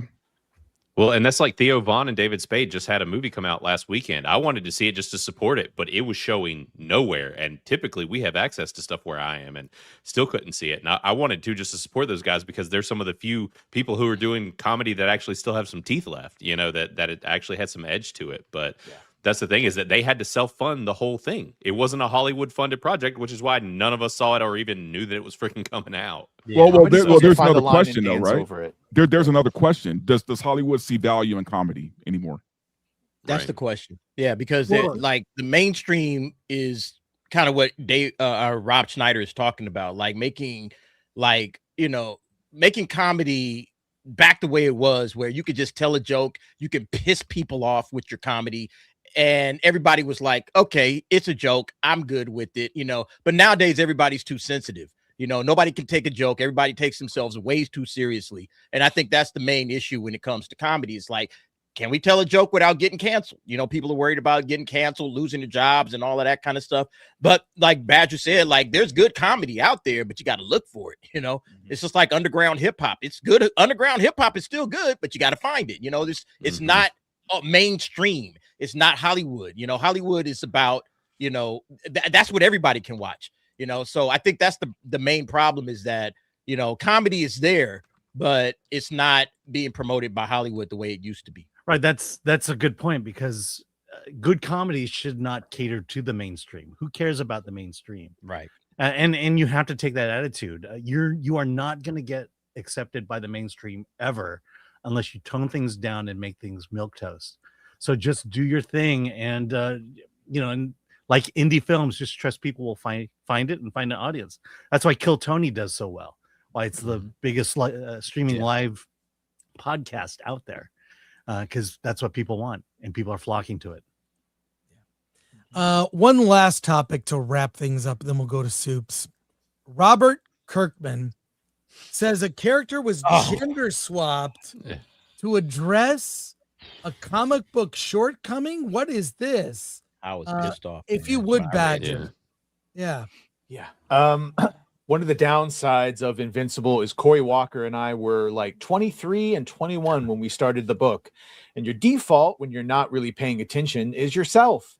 Every time we introduce another character, oh, look, it's another white male. Who knew? It's just a shortcoming that we hadn't quite noticed and done our due diligence to correct.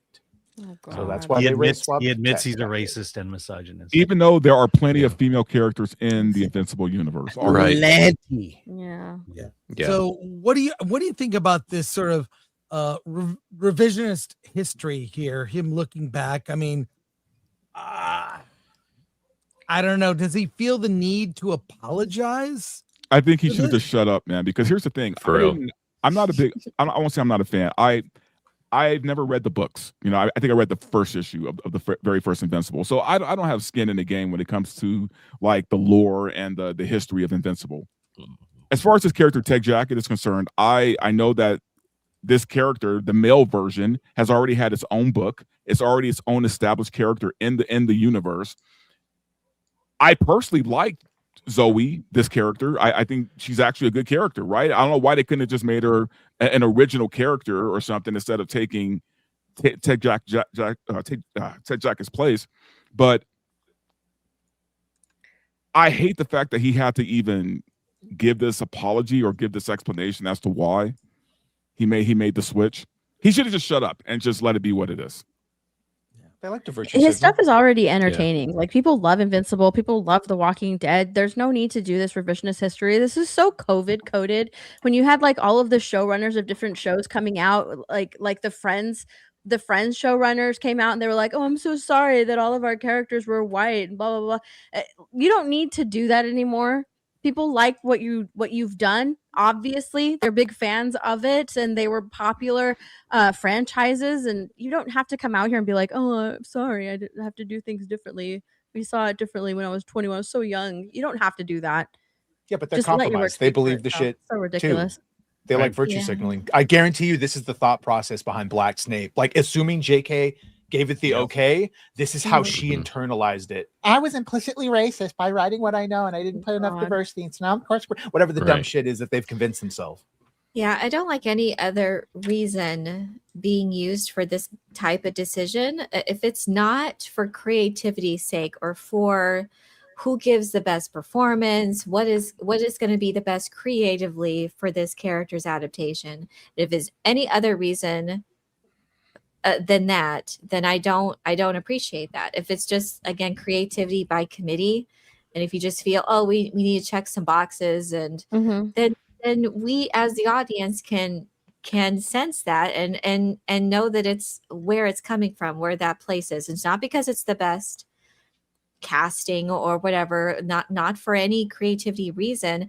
Like Samuel L. Jackson's Nick Fury is inspired casting. It's great. He embodied that character and he did a fantastic job.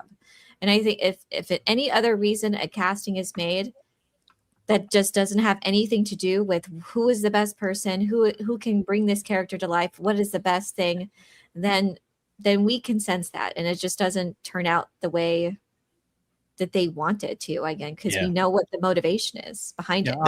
That's exactly it, Elaine. That's exactly how I felt with this. It's like, you're not doing it because you you know, this is a good creative idea that we just came up with or whatever. You're doing it because, oh, we must address something, you know, like the whole, it reminded me of Rings of Power. Like the whole, oh, we got to have a black female dwarf. Why? Because it's redressing grievances that people have had for years and years and years. So we have to redress all of these issues. And it's like, nobody cares about that. Okay. If you're doing it for a creative purpose, that's one thing. But if you're doing it because you're trying to suck up to somebody, or you're trying to make it look like you're the good guy, and oh, you know, man, when we was 23 and 21, we was all about white, whatever. It's like, hey, man, look, keep it a buck. Don't try to go back in time and change up what you did in the past, you know, to make up for what woke Hollywood wants you to do today. All right, just tell the story that you told back then, that everybody loved back then, and leave it at that. If you want to go forward and say, hey, you know what, going forward, I'm going to create more characters with a diverse background or whatever, fine. I have zero problem with that. But to try to go back and gender swap and race swap and do all of this trash, it pisses me off, man, because it's showing that you don't really have the creativity to just move forward, tell something new. Why are we doing this? Why are we doing here, man? Here's what Kirkman should have done. He should have just said, hey, I created this character. She's female. And here are all the potential storytelling possibilities we could have done with this character.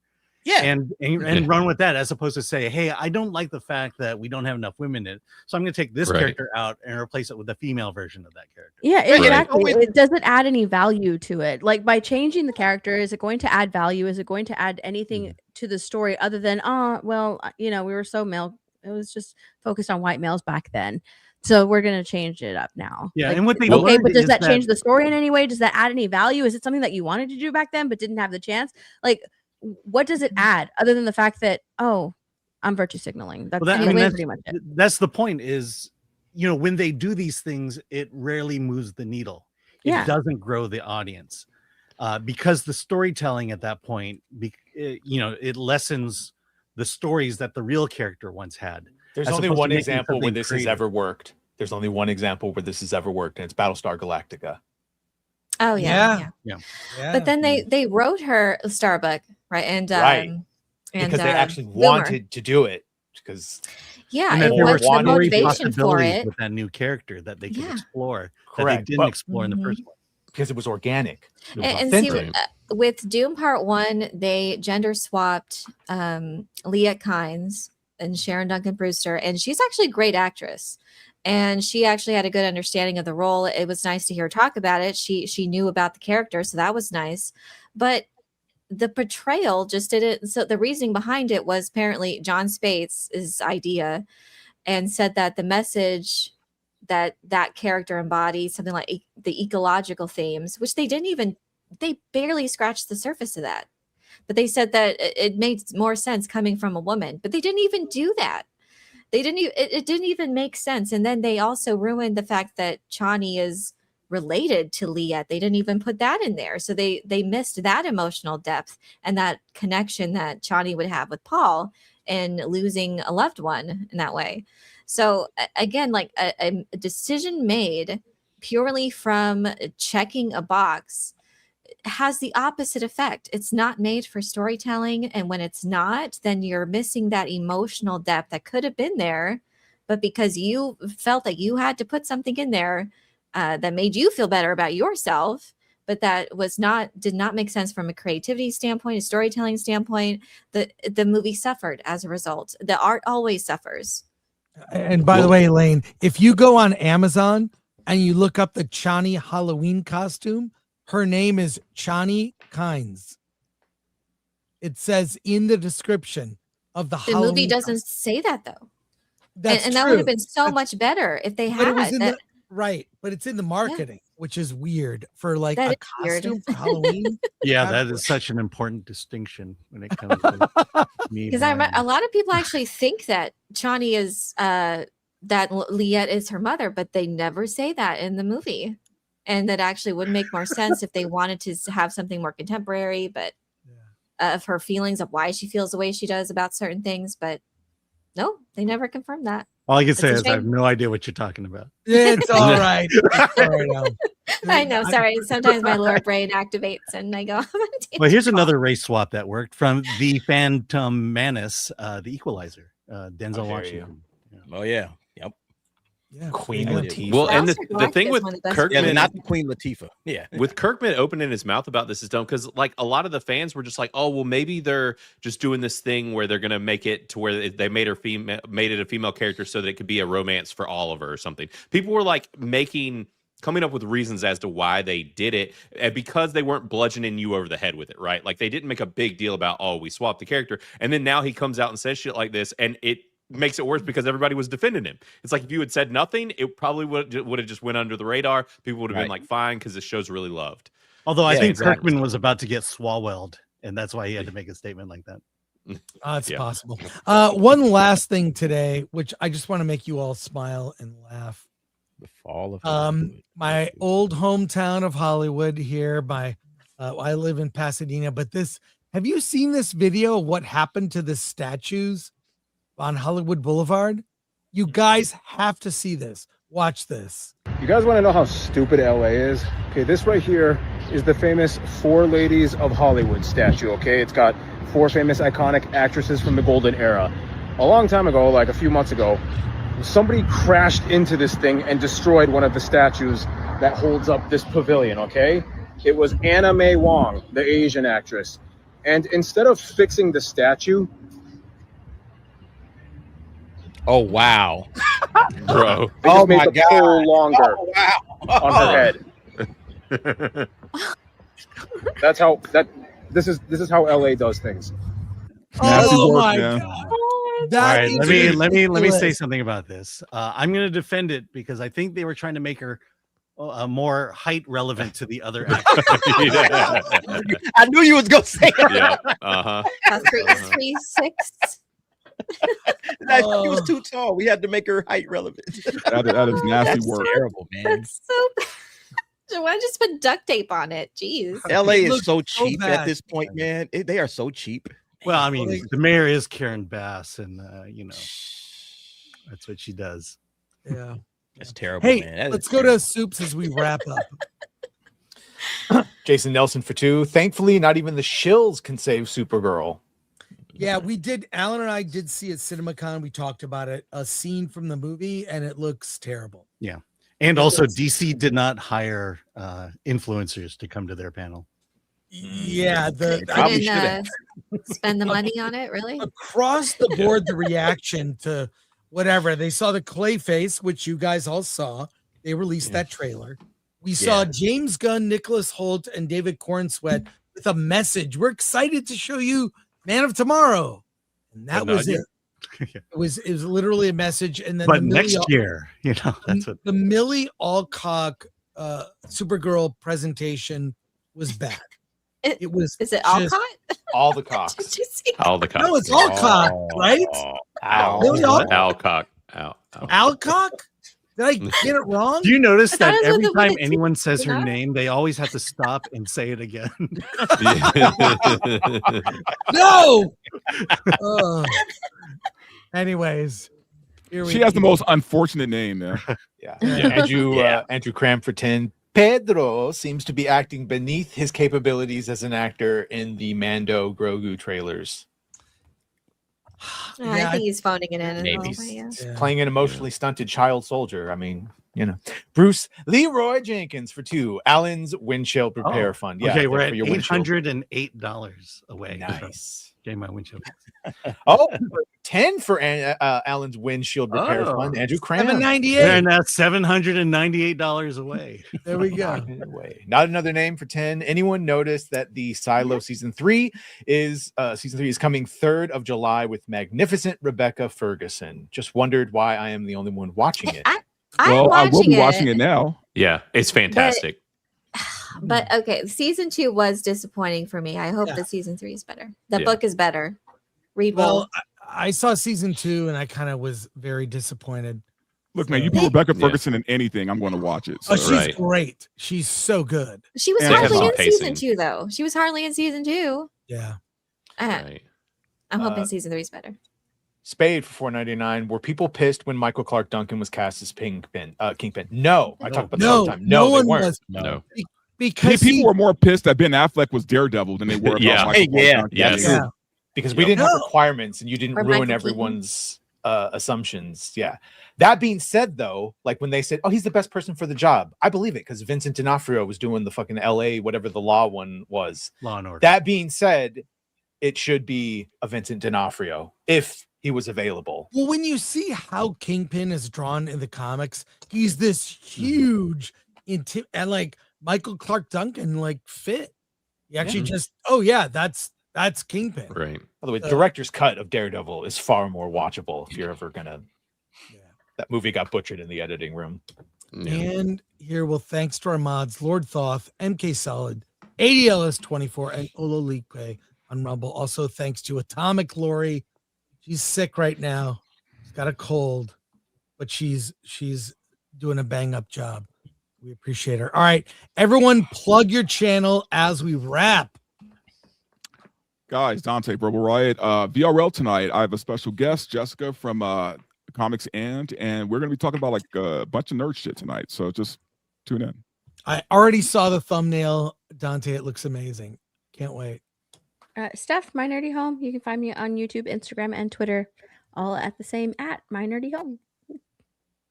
Blaine with Criticless Cast and Criticless.com. Go and review Michael if you end up seeing it and everything else that you've been watching. And this Thursday on Criticless Cast, we're going to be talking about Smokin' Aces, which is a film that is very dear to my heart. So I'm excited about it.